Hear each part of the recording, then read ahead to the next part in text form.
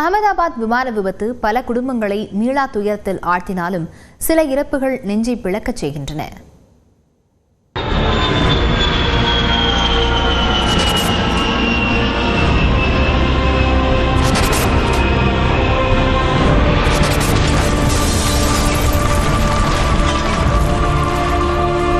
இப்படித்தான் ஏர் இந்தியா விமானத்தில் பயணித்த 241 பேரின் கனவுகளும் கருகிப் போயின.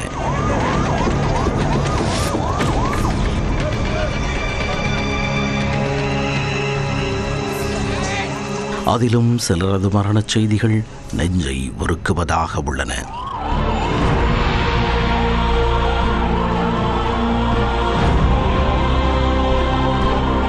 குஜராத்தின் அர்மேலி மாவட்டத்தின் வாடியா நகரைச் சேர்ந்த அர்ஜுன் மனைவி மற்றும் 2 பெண் குழந்தைகளுடன் லண்டனில் வசித்து வந்தார். கடந்த வாரம் அர்ஜுனின் மனைவி உயிரிழந்த நிலையில் அவரது கடைசி ஆசைப்படி அஸ்தியை கரைப்பதற்காக பிள்ளைகளை லண்டனிலேயே விட்டுவிட்டு சொந்த ஊர் வந்தார். வாடியாவில் மனைவியின் அஸ்தியை கரைத்துவிட்டு ஏர் இந்தியா விமானத்தில் லண்டன் புறப்பட்ட நிலையில் விபத்தில் சிக்கி உயிரிழந்து விட்டார். ஏற்கனவே தாயை இழந்த 4 மற்றும் 8 வயது பெண் குழந்தைகள் தற்பொழுது தந்தையையும் இழந்து நிற்கதியாக தவிக்கும் நிலை ஏற்பட்டுள்ளது.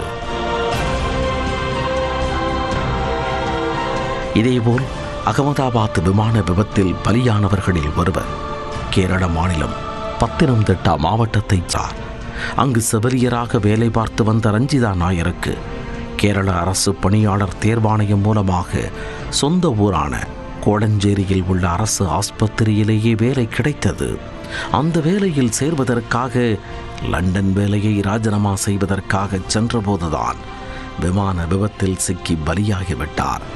விமான விபத்தில் பலியான ரஞ்சிதாவுக்கு இந்துசூதன் என்ற மகனும் இதிகா என்ற மகளும் உள்ளனர். மகன் 10ஆம் வகுப்பும் மகள் 7ஆம் வகுப்பும் படித்து வருகின்றனர்.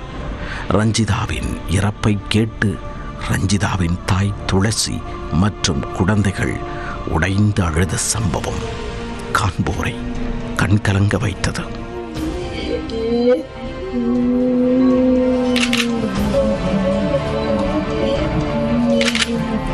இதேபோல மருமகளின் வளைகாப்பிற்காக சென்ற ரமேஷ் தாக்கர் மற்றும் அவரது மனைவி லபுபென், இங்கிலாந்தில் செட்டிலாக சென்ற இளம் தம்பதி கம்லேஷ் சௌத்ரி மற்றும் தூபாபென் மகனை பார்ப்பதற்காக முதன்முறையாக விமானத்தில் பறந்த விவசாயி தினேஷ்குமார், மகன் வாங்கிய புதிய வீட்டை பார்ப்பதற்காக சென்ற 71 வயதான ராட்டிலால் பட்டேல் உள்ளிட்டோரின் மரணமும் அவர்களது குடும்பத்தில் நீங்காவடுவாகவே நீடிக்கிறது.